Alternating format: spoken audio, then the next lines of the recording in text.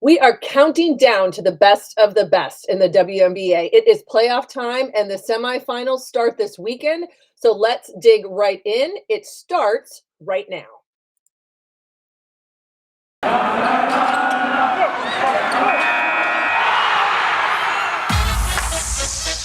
You are Locked On Women's Basketball, your daily podcast on women's basketball. Part of the Locked On Podcast Network, your team every day.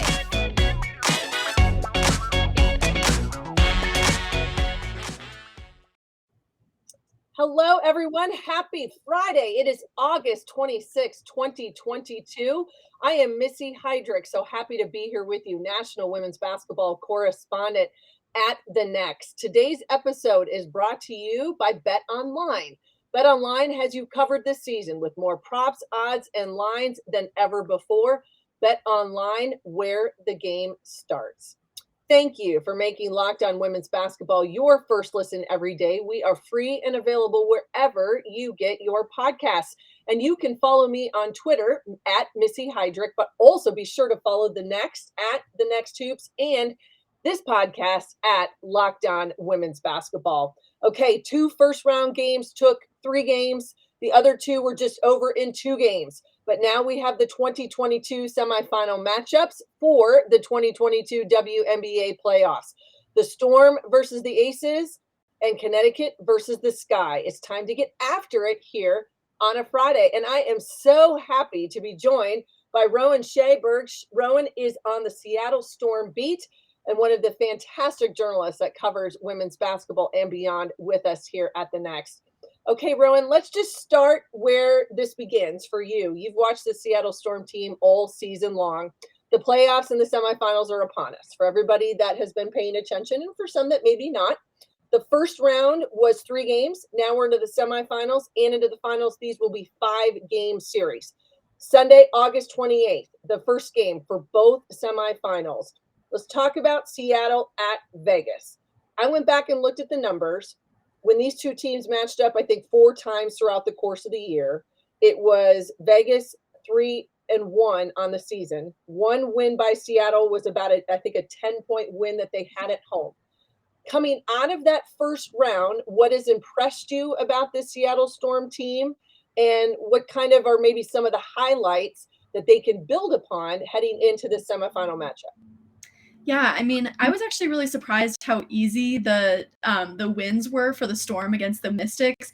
This season against the Mystics, they've been just neck and neck. And so I was kind of thinking that this series was going to be a lot harder for the Storm to win, but it's good to see that they kind of seemingly breezed through that round a little bit. And now they're, kind of looking towards the Aces. I think that what really was the key there, with their wins against the Mystics was just, they out-rebounded the Mystics in both games, which that's something that the Storm has really struggled with this season, and that's been a really big emphasis. I feel like I talk about it every time I come on the podcast because that's always something that they are talking about. They're like, we need to out-rebound the other team, and they did it, and it obviously worked out really well for them. I think also just distributed scoring. I think that a key that I will continue to talk about also is just that when Jewel Lloyd is being consistent, the Storm can win, I think, in my opinion. And I think looking back at some of their past matchups against the Aces, when Jewel has not been doing very well, then it's a lot harder for the Storm to win. And I think that, the Storm can't allow Brianna Stewart to be, the one scorer for everyone. It needs to be distributed. So I think that they did a really good job of that against the Mystics, and I'm interested to see how it goes against the Aces. I looked at that Mystics matchup in that first round. It was a close game, 86-83, 97-84. I think were the scores of those 2 games. Big W's. They don't have to go on the road. They win those 2 games at home, series over. Now they all get to rest, which is a huge factor, and I'm sure we'll talk about that here as we go on this episode. But it also seemed as though they were able to weather the storm of, no pun intended, fantastic performances by Elena Deladon, and then you sort of balance that out. Was that surprising to you that not only was she able to assert herself against the Storm, but then that was really it, that they were able to control the games, even though she was such a factor for Washington. Yeah, totally. That was huge. I think that a lot of the times when the Mystics aren't doing as well, it's because, Elena's not having a great game. And the fact that she was having a good game and that the Storm were able to rise to that challenge, I think is huge. And I think that is also going to play a big role in, shutting down people like Asia Wilson and, some of those players that the Storm has, really everyone struggles to shut down, because it's the same way with Elena. I think that you have to just really lock in on defense against her. And even though they did, the Storm maybe didn't defend her as well as they could have, because she obviously had a great game. I think that that's really a testament to how hard they worked in those two games to, be able to still come out with a win after she's having such a good game. Okay, so let's talk about this specific matchup with Las Vegas. So as we said, Vegas was 3-1 over Seattle this season. The one win by the Storm, 88-78 at home. But they've got to go on the road. They've got to go to Las Vegas, which, ironically, even though they come in as the number one seed in the overall in the WNBA, Vegas did lose 5 regular season matchups on their home floor. So they are not, invincible when it comes to playing at home in Las Vegas.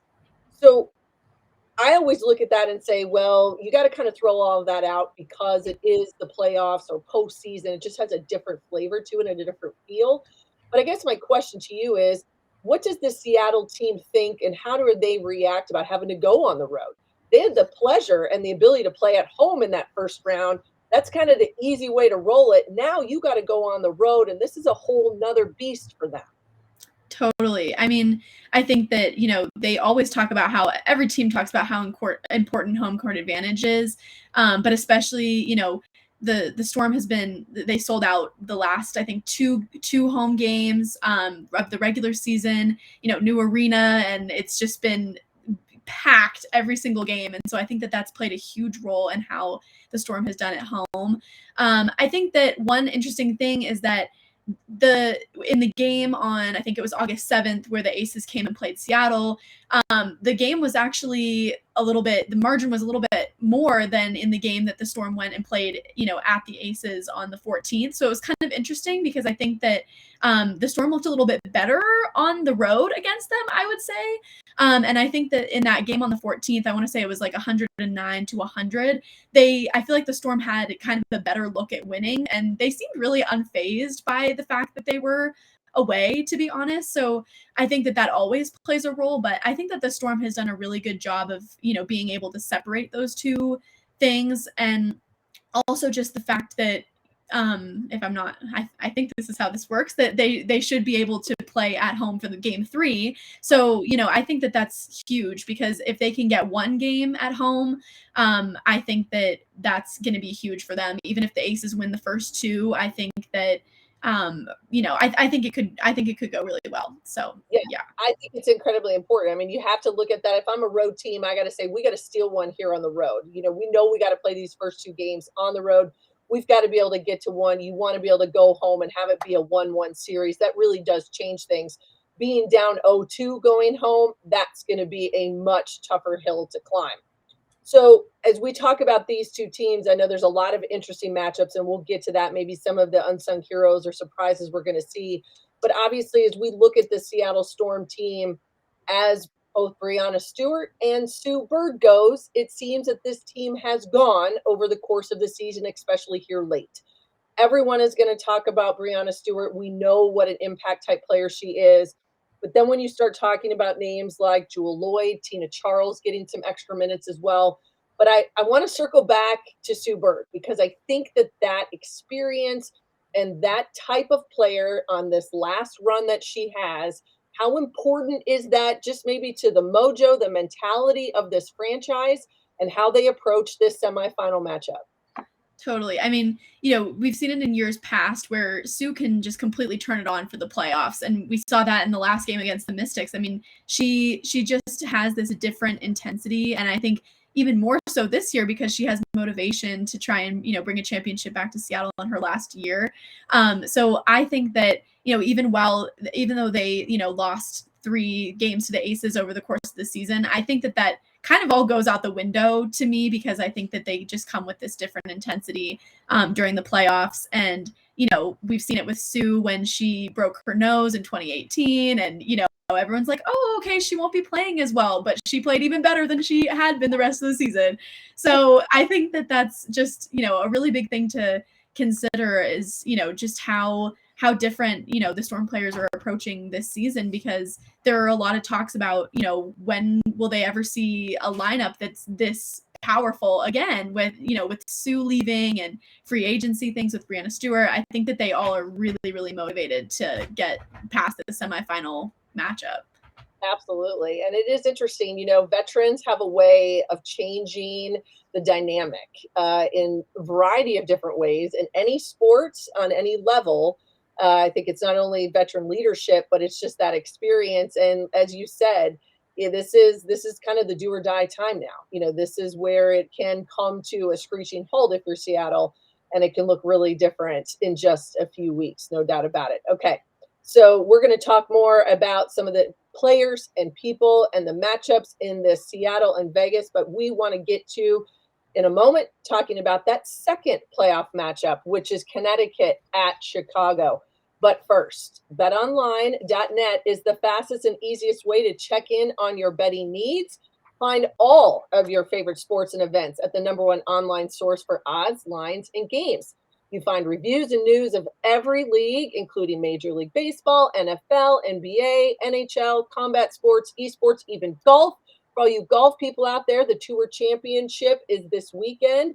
The FedEx Cup will be decided. There are lines out there. Go find them. You never know what you might stumble upon.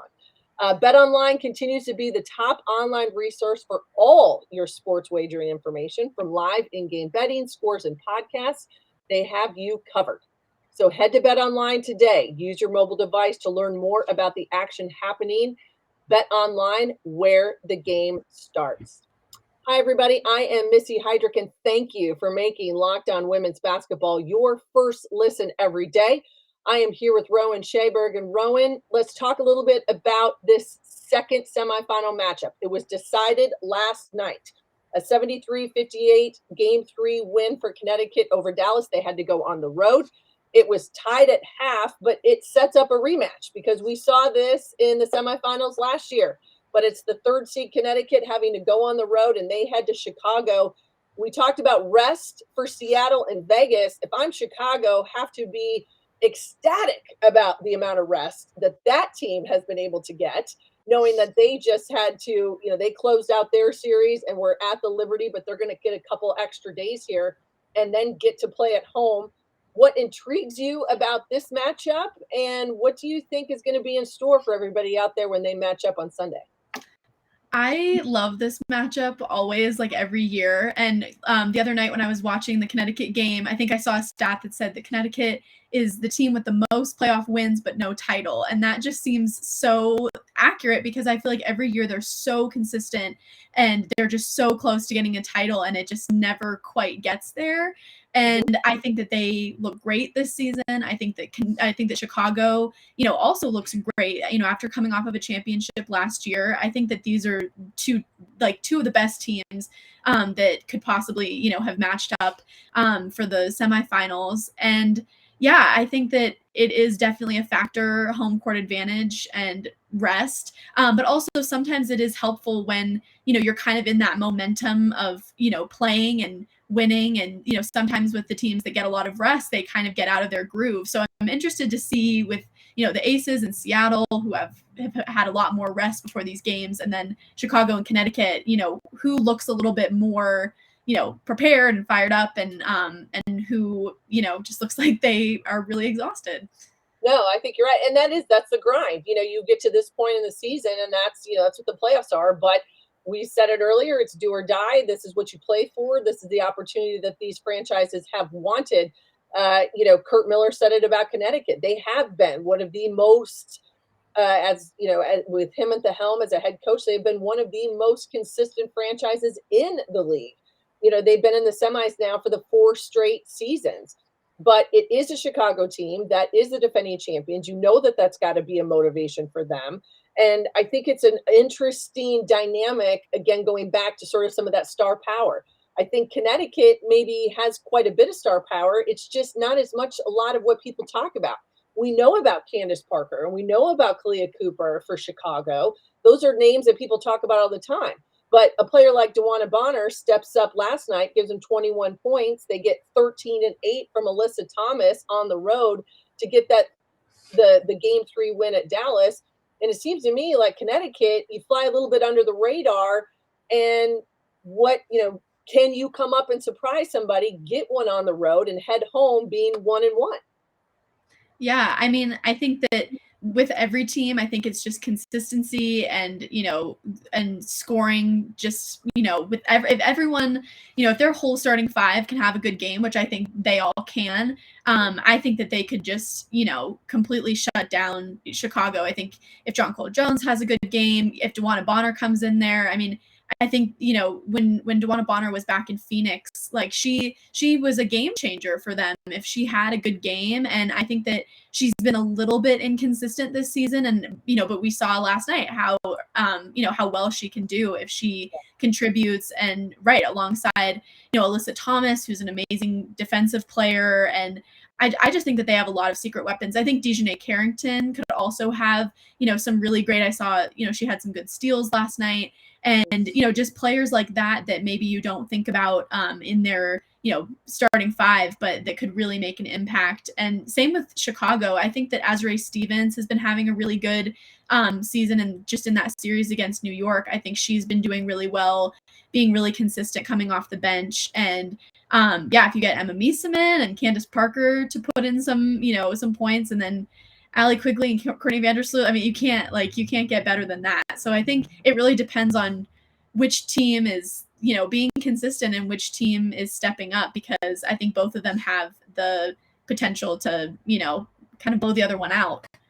No, I think you're right. I think there's firepower in both of these lineups that can have a lot of scoring and a quick hurry that you're going to have to be able to defend. We know that these are going to be two teams, and I think the same thing with Seattle and Las Vegas as well, that they like to create offense with their defense. So they want to speed you up. They want to get out and run, but they're going to put pressure on people and see, can we get a couple easy buckets here? Steal one, somewhere down in the position or a possession where they think it's going to be easy for them. That you cannot get complacent.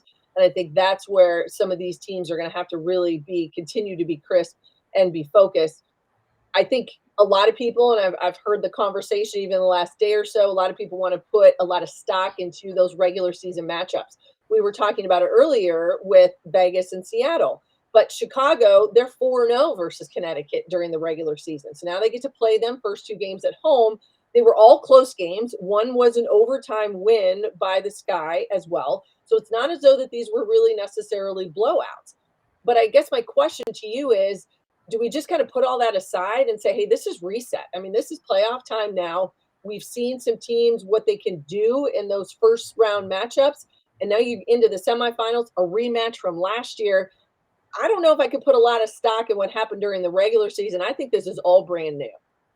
I agree. I think it's hard to say sometimes. I think sometimes it's nice to look at it, like especially with the Storm and the Aces. I think because those games that they played were so recent, I think I look a little bit more at those recent games because they've had time to develop, and the Storm has, had Tina Charles in and, trying to figure everything out. But I do think that, like we were saying with Sue, I think everyone, comes with a new intensity when it comes to playoff time. So I think that with Chicago and Connecticut, it's a little shocking to me that Chicago is 4-0 over them. I think that, and, especially knowing that was an overtime win and that was a really big win, I think that you can't really look at it. I think that now, when they're in the semifinals, I think it's going to be a really, really close matchup. I don't think that, that Chicago's just going to sweep Connecticut. I really don't. No, I don't either. And I don't think we're going to see blowouts at all. I think these are going to be in both of these series. I think we're going to see close games. I think the home court advantage can be a huge factor, that both are going to want to steal one on the road. And I think there are going to be some keys and some unsung heroes and maybe some surprises. So we're going to talk about that in just a moment. So don't go anywhere, because these semifinal matchups have some players in it that some of you may know a lot about. You may not necessarily, but we're going to get to it in just a moment. Hi, everyone. I am Missy Heidrick, and so happy to have you here on Locked On Women's Basketball. I am with Rowan Schaberg. And Rowan, all right, we've talked a lot about some of this, the specifics. We know about matchups and games, and who's won here, and you got to go on the road, blah blah blah. But I think that there's something to be said. We talk a lot about it, especially in the college game. When you get into the NCAA tournament, you need a lucky break here or there. I think these series have a little bit of a different flavor because you see the same team, for multiple games in a row. But I think both of these teams are looking for maybe someone who isn't necessarily the name that is always in the lights and always in the headlines to step up, maybe a little bit of a surprise. So let's first talk about Connecticut and Chicago. If you had to kind of think about maybe an unsung hero or player that may step up and really dive into the limelight, into the bright lights of a playoff series, who comes to mind for you? And maybe what are a couple keys that you think will be important for that matchup in that game, in those games? I mean, for me, I think Chicago, I would have to say Kalia Copper. She's always, just always bringing the intensity to whatever she does. And I think we saw it last year in, their playoff matchup against Phoenix. Everyone knows the picture of her and Sophie Cunningham. So I think that she just is, she's just a super fiery player, and she motivates everyone on that Chicago team. And when she is having a good game, she can, just completely change the tempo of the game. And I think that she's really built for, playoff moments like this. And then for Connecticut, I don't know. It's interesting. I think that I definitely think DeWanna Bonner could kind of make or break. I think she could make or break the way that that Connecticut plays. I think all of their players, I wouldn't call any of them unsung heroes per se, because I think all of them, can do really well on any given night. But I think DeWanna Bonner, if she and Jonquel Jones are playing really well together, and I think that, they can completely, they can win the game for Connecticut, and they can do really well. I also think for Connecticut, Courtney Williams, she also is kind of similar to Kalia Copper in the sense that she, can always just kind of turn on the intensity. She seems like she's, just really fiery. And when she's having a good game, she motivates the rest of her team to have a really good game, and she can make a huge impact. So I think that she is someone that I'd like to see have a really, really good playoff game. Yeah, no, I agree with you. And you mentioned Dijanae Carrington earlier, who had a fantastic game, not necessarily scoring the basketball, but was a huge defensive presence and a defensive stopper in Game 3 against Dallas last night on Wednesday. I think she can be an impact type player as well, because this is going to be a series about tempo. And we're going to talk about Seattle and Vegas in just a moment. And I think that is also a series that is about tempo, and it's about game flow, and it's about ball control.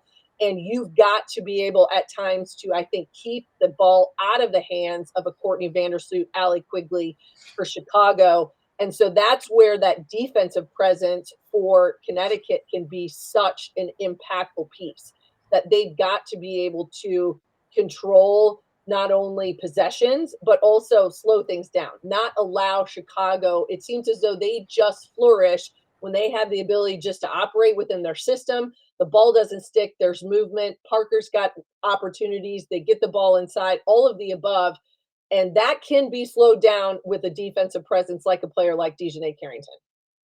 Yeah, totally. She was great defensively, and I think that, yeah, that's going to be huge when she's on guards that are, so quick, like Allie Quigley and Courtney Vandersloot. Like you have to make sure to beat them to their spots, because they're both, we all know Allie Quigley's a great 3-point shooter. So making sure to take away that option for Chicago will be really huge.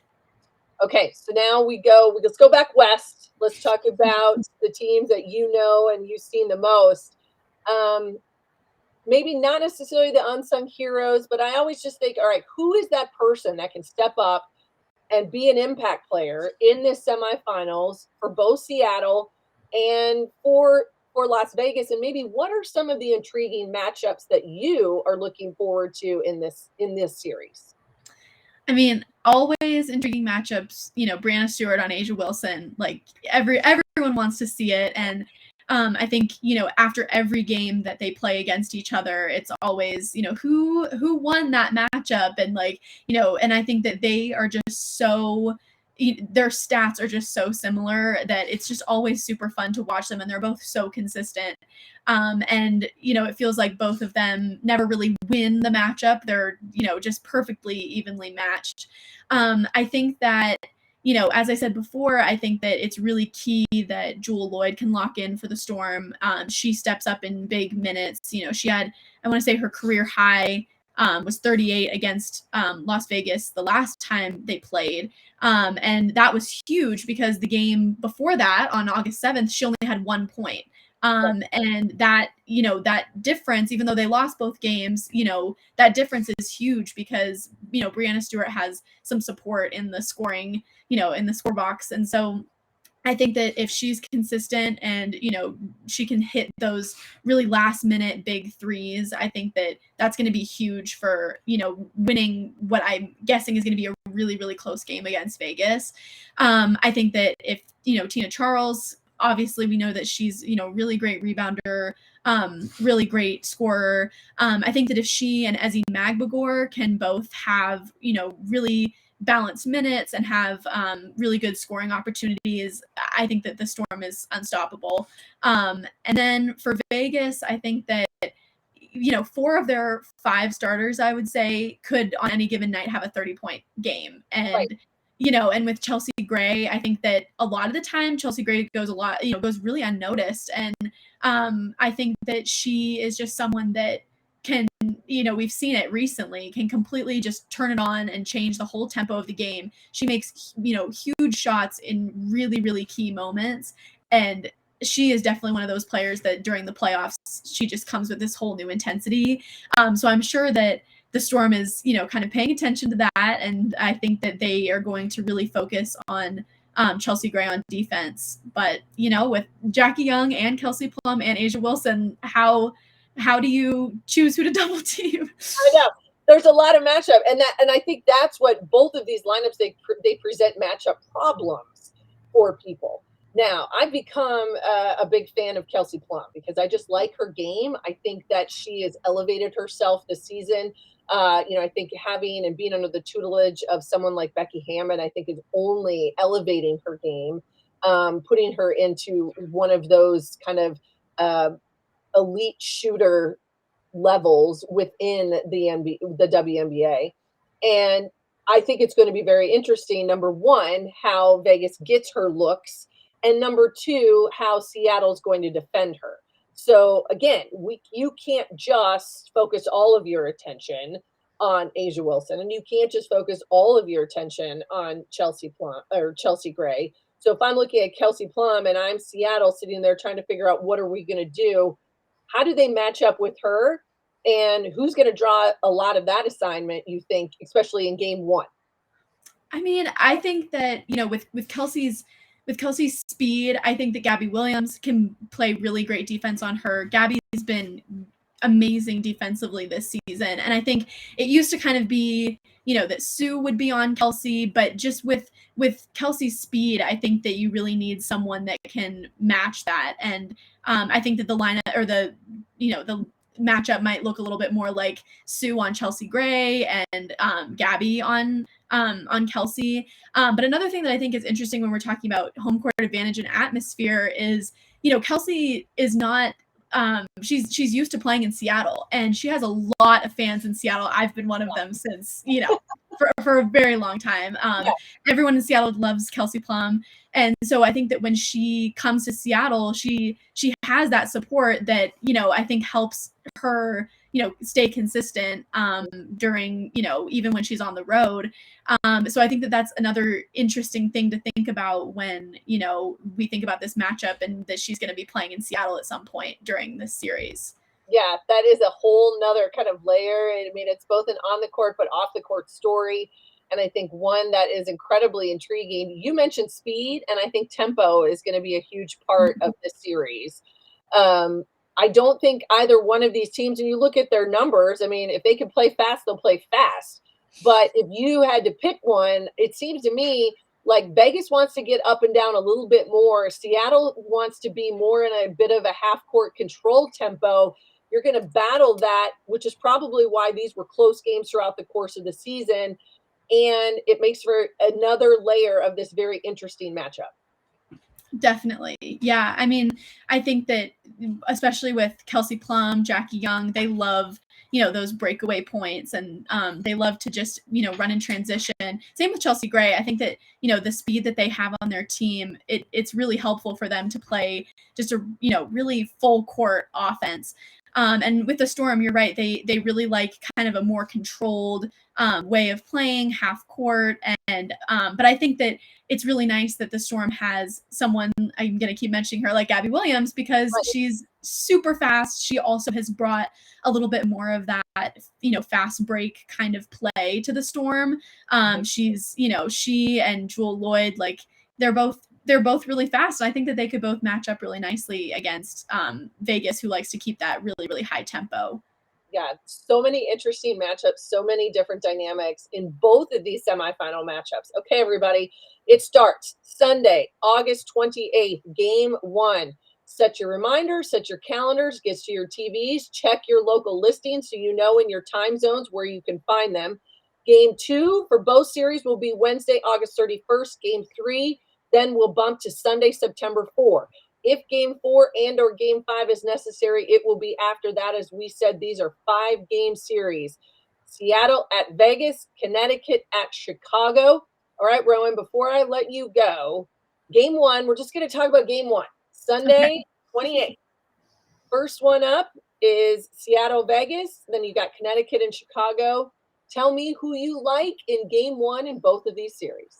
Oh, that's hard. I mean, I'm going to say the Storm because, but I think that, that, right? It. Yeah, exactly. I mean, I'm always going to say the Storm, but I definitely think that if the Aces take the first game, I don't think that, there will be any panic about the rest of the games. I think that we all know that this is going to be a really close, close series. And I think that the Storm definitely knows how they play at home. And I think that they're going to kind of, be okay with maybe losing the first one just because they know that they'll have another chance when they're home. And I think that that is so motivating to them that if they lose the first one, it's okay. I mean, obviously they want to win it, but I think that it shouldn't be, going into panic mode at that point.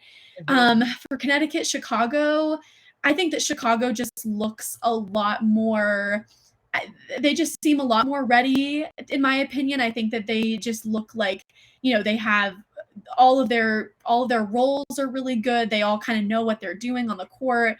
I think that they're probably going to take the first one, but then Connecticut might adjust, as they do and come back for the second one. So we'll see. I'm not sure. It's really with these 4 teams, it's like, even if the matchups were switched, you just don't know who's going to win. It's just, they're all so good. So no, I agree with you. And as we said, this is a rematch. The Connecticut Chicago's a rematch from last year's semifinal.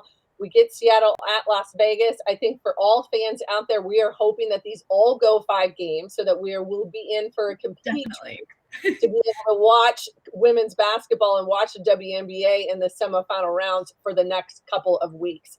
All right, Rowan, where does everybody find you on a daily basis, and where will you be on Sunday when it's game time? My Twitter is linked right there at Rowan Schaberg. That's same as my Instagram. I'm actually in college in Colorado right now, so I will not be at any of the semifinal games, unfortunately. I was trying to see if I could go to Vegas because I was like, who knows, maybe I could go, but didn't work out, unfortunately. So I will be right here on my computer. I might be on playback also with the next. So hopefully for one of the semifinal games, I will be on there, and that would be super fun if people came to watch. Well, fantastic. Well, thank you for all of your insight and everything that you do. It has been a pleasure, and it is playoff time, everybody, and there you are not going to miss a beat. I am Missy Heidrick. You can find me at Missy Heidrick on Twitter, but make sure to please follow all of my amazing colleagues at the Next, at Next Hoops, and on this podcast at Locked On Women's Basketball. Thank you for making Locked On Women's Basketball your first listen every day. Join us all next week for new episodes. It's going to be the latest news and notes and insights, breakdown from these playoff games that start on the 28th, front office and player moves. It is happening all of the time. So do not be left out. You're going to find it right here on Locked On Women's Basketball. For your second listen, get up to date on the latest news and rumors in the NBA in just 30 minutes every day on Locked On NBA. Locked On NBA, your daily NBA update in just 30 minutes. Thank you so much for listening and for watching. Do not miss a second with all of us right here at Locked On Women's Basketball.